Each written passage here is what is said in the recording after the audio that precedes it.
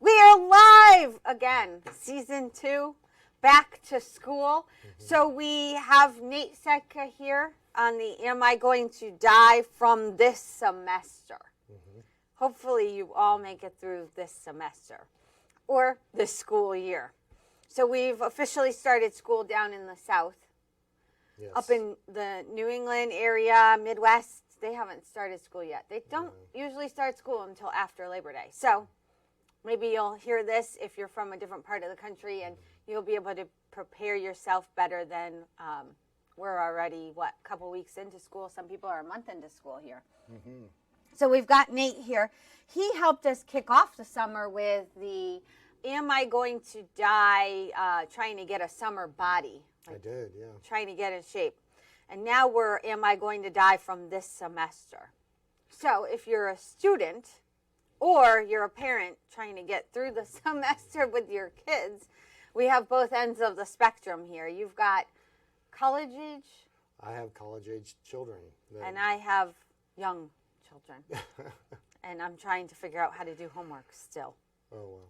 So let's kick off our this segment with the myths and the facts. I love doing that. And Nate is, you studied in exercise sciences. That's right, yeah. My first bachelor's was in exercise science and wellness. There you go. Yeah, So Nate is the original passion. Yes. expert at how to stay healthy during the school year in exercise sciences. So I love some of our myths and our facts today. Let's dive right in, because with school comes studying, right? And like I alluded to, as parents, you have to kind of get your kids through some homework at the younger ages. But how about taking breaks while studying? Do you need to take breaks while studying, or does it hinder the studying? Well, I think it's important that, you do take mental breaks while studying. It allows the mind to relax and reset, and you're not overloading yourself with a bunch of data. So taking breaks is actually highly encouraged. I think there are plenty of studies out there to show that taking those mental breaks allow you to even soak more information in, because you're allowing your body to kind of process what you've already studied. I didn't take enough breaks. So whether you're in school or, sometimes adults go back to school. So this could be applied there too. Yeah. If you're going back to school and it's your first semester, achieving new life goals, take breaks, walk around, exercise, clear your mind, and when you come back at it, you might retain that information better. Absolutely. And speaking on behalf of the book Spark, which talks about aerobic fitness and your mental vitality, is when you do exercise, you actually release a hormone called BDNF, which is brain-derived neurotrophic factor, BDNF, I'm sorry. And that factor is like miracle grow for the brain. So when you exercise, you are actually producing a chemical that helps you retain material, because it's creating those neuronal connections, those connections in the brain. So if I'm, spinning, riding a bike, climbing a Stairmaster or something, and I'm reading, let's say I'm studying for a quiz or something, will I remember the information better? The process is synergistic, meaning you get some when you exercise and you get some when you study, but when you put them together, you get a more amplitude effect of remembering the information that you're processing. So yes. I'm gonna stick my kids on a bike and have them study. That's pretty cool. Yeah. So, at any age in life, you can combine your exercise with your studying and kill two birds with one stone. There you go. Take a book with you to the gym. I love that idea. There you go. And there's science to back that. Absolutely. Huh. How about, a lot of campaign we've been doing at the ENT Institute is, back to school, back to germs. Ironically enough, both of my kids got sick the first week back at school. Oh, wow. So what do you have to say to that? Is that a myth or a fact? Because I kind of feel like I proved that one. Yeah, I mean, obviously when you surround yourself with a greater population, and if they are going out in public and they're sick already, and they introduce those germs into whatever environment that you're in, you're predisposing yourself to a higher chance of getting sick. So the way you can prevent that, obviously, is exercising because you are kind of stimulating the lymphatic system and you're kind of boosting the immune system. And then also, of course, you want to maintain good hygiene, washing yourself regularly, washing your hands, and then, of course, eating a good, nutritious diet. So you're getting plenty of vitamins and minerals to help supplement your immune system. So, of course. So a PSA, how about this one? A PSA for everybody out there. Even if you're walking in an open space, don't just sneeze. I've had so much of that happening to me lately. Okay, do this. Sneeze into your fold, right? That's right. Yeah, don't sneeze into your hands because your hands are touching everything else. So. Just like people just. It's disgusting. I would don't hope do not. that. So PSA, take the corner, right? Sneeze. There we go. There you go. Then wash your hands. I haven't heard that before. PSA. PSA, public service announcement. Ah, okay. You got your and that's what I'm doing acronyms, right and I got now. mine. I'm doing a PSA. PSA. There we go. How about antibacterial products? Can you overuse them? Yes, there are some studies showing that they aren't really that beneficial, but in keeping your hands clean, because it's actually just the mechanics in the water of scrubbing the germs off, and some soaps help because they help envelope the germs and they're coming off your hands a little bit easier. But having an antibiotic soap isn't going to make you any healthier. It may even predispose you to getting some illnesses later because you're not introducing yourself to some germs and building your immune system. So it's okay to use normal soap without Antibacterial soap is not healthier to use. We've just debunked that here. So you don't have to always seek out that antibacterial. Absolutely. Antibacterial. Yes. Okay. So I want to talk a little bit about the cell phones and the TVs as distraction. Okay. Tell me your thoughts on that as we enter a new school year, semester, whatever it might be. What do you think about that?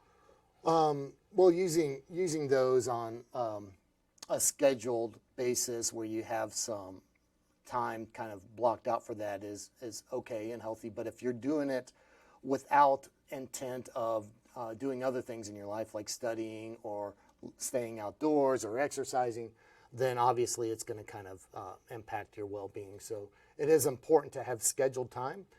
You can put a scheduler on your phone or on your social media devices to make sure you're not overwhelming yourself and, chomping at the bit to get to that next feed.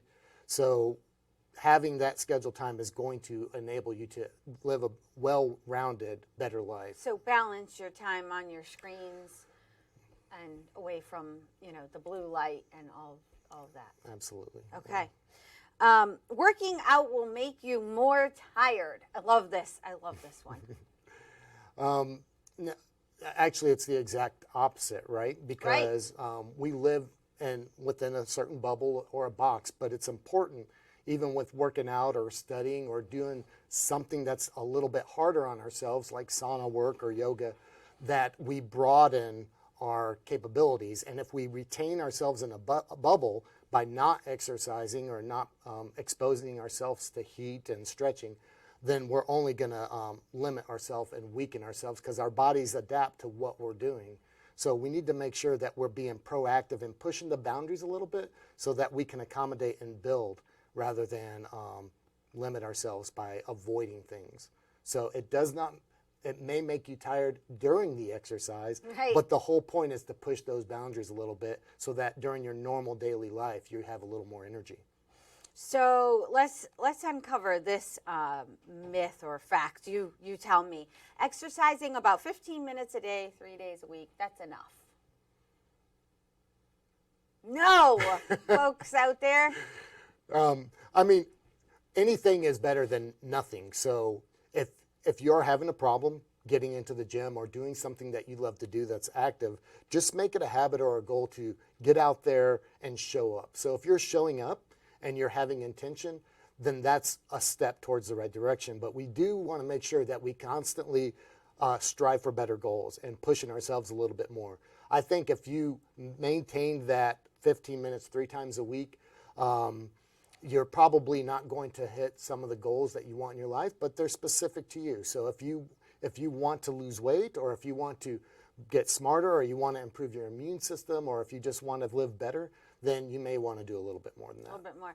Well, they've got those your wearable devices now, right? So you've got watches, you've got the Fitbits, you've got all that can track, you know, that set kind of standard now is 10,000 steps a day. I'm not sure. I don't look at that. He doesn't subscribe to that theory. But I mean, you're constantly pushing yourself in the exercise Absolutely. space, right? I push myself in the exercise space, but I also make sure that my exercises are well-rounded. I'm doing some active daily living things. You know, I bike, I walk, I'll go for a run, maybe even hike a little bit. But I also enjoy weightlifting and doing some sort of physical activity that's a hobby. Like, you know, I enjoy martial arts, so I do jiu-jitsu, but other people may enjoy yoga, or other people may enjoy playing a sport in an intramural league like softball or something like that. So making sure that you're well-rounded, working on your flexibility, your strength, and your stamina are all important things to think about. That's great. Yeah. So, I mean, it's really about getting through this semester, I would say, or this school year is really about defining some real balances in your life. And if you don't have them currently, it's somewhat challenging to introduce something new to your life and then to stick with it, but you can do it. The human can do that. The human can certainly change. So how about this myth that eating will give you energy? Eating gives you energy? Yeah. Absolutely. I mean, so eating, obviously foods have calories and vitamins and minerals, macro and micronutrients, but it is important, though, to moderate the foods that you're eating, having a particular eating window to make sure that you're not overindulging, and eating the right foods, because we want to make sure that they're well balanced also. This one's not it could be my favorite or not my favorite. Coffee isn't good for you. I think coffee can be good for you.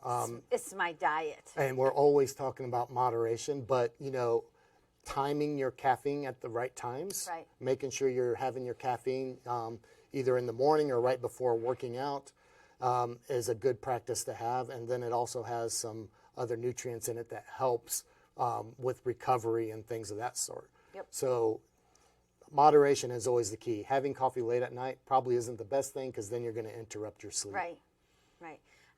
There's another thing that the less you eat, the better. What do you think about that thought? Well, what's your baseline? Right. So, I mean, are you eating too much now? And if you're not eating enough right now, then you need to just look at those values. But eating less isn't necessarily a bad thing. I mean, there are studies showing that fasting can actually improve and lengthen your life if it's scheduled and well monitored by your doctor, your family doctor. But always trying to eat less on a habitual basis is going to cause that fatigue and that wear down and less recovery. Right. So it's just, what is your baseline? How much are you eating now? And what type of activities are you doing that need that nutritional support? So if you're having a rest day, maybe eating a little bit less is necessary. But if you're having a fully active day, then you may need to look at upping those calories. Right, with proteins too. Proteins, and healthy less fats, or complex carbohydrates that have plenty of fiber and things that help improve satiety and not make you hungry throughout the day. So those sorts of things. So you've got, you know, like I said in the beginning, you've got children on the other end of this, the older end of the spectrum over in college. And so a lot of these healthy lifestyles are important for that demographic or that age group, right? Because they're into the, you know, pills, not your kids, but kids in general, from what I've heard, which is totally different than when I was growing up. But the pills, the access to pills to stay awake and alert, and the energy drinks and all of that, really unhealthy stuff. What as a parent have you been able to do to kind of keep your kids away from that? Well, I think living by example is the biggest component, because your children most likely will mimic what kind of lifestyle and activities that you do. So if you encourage them by walking the walk, then they'll be more likely to replicate those behaviors. So all my children are very active, actually. They enjoy working out. They enjoy doing outdoor activities. And they also like to eat like me. So, So healthy lifestyle by example. So really, if we're depending on who's listening, watching today, if you're leading your life by an example of a level that you're proud of yourself, that you're healthy and going to survive this semester, then you're also setting yourself up to be a really good role model for your children or those around you. I see a lot of parents walking around with those Monster energy drinks. I don't get it, but that's a whole nother am I going to die for another day. So the real question isn't, are you going to die from this semester? Because most likely, you can figure out a way to survive it, right? But how do you best survive it? Or how do you thrive in this semester? well, I mean, setting goals, and you can use the SMART role model for that, where you're being specific, measurable, attainable, relevant, and timely, and always looking at those things and setting a target for yourself that you can attain. So each time you take a shot at that target, you're going to get closer, and you have to take that shot in order to get better. So having some sort of identifiable target to reach for is what's going to keep you going. That's great. Yeah, I've absolutely. enjoyed this one. Well, What thank else do you have to say to our listeners or viewers out there today? Any tips to survive the school year semester? I think really just starting your day with some clear intentions, having ideas and setting those goals early, rather than waiting for things to happen, is really what's going to get you to where you want to be. And you can do it. You start each day. Absolutely. And if you have a fail, you get up the next day and you start all Absolutely. over again. You do. So. Everybody fails at some point, so you just have to continue to drive and go toward those goals. Right. Well, thanks for being on another segment of Am I Going you. to Die? You don't have to die this year. You'll make it. There's lots of resources out there for you to thrive. But it can be as simple as starting each day with the right intentions, and don't get down and out on yourself if you didn't make it yesterday and you kind of went off course. You start again tomorrow. That's right. So hope you've enjoyed this segment of Am I Going to Die? You can survive the semester or the school year. And as always, if you have any segment topics, ideas, suggestions, or anything you'd like to hear from us, please message us, and we'd love to hear from you, or any questions we can answer. We're always available. I'm sort of the person that brings the myths, and then you dispel the myths with the facts. So have a great day, and go out there and thrive and survive this school year and this semester.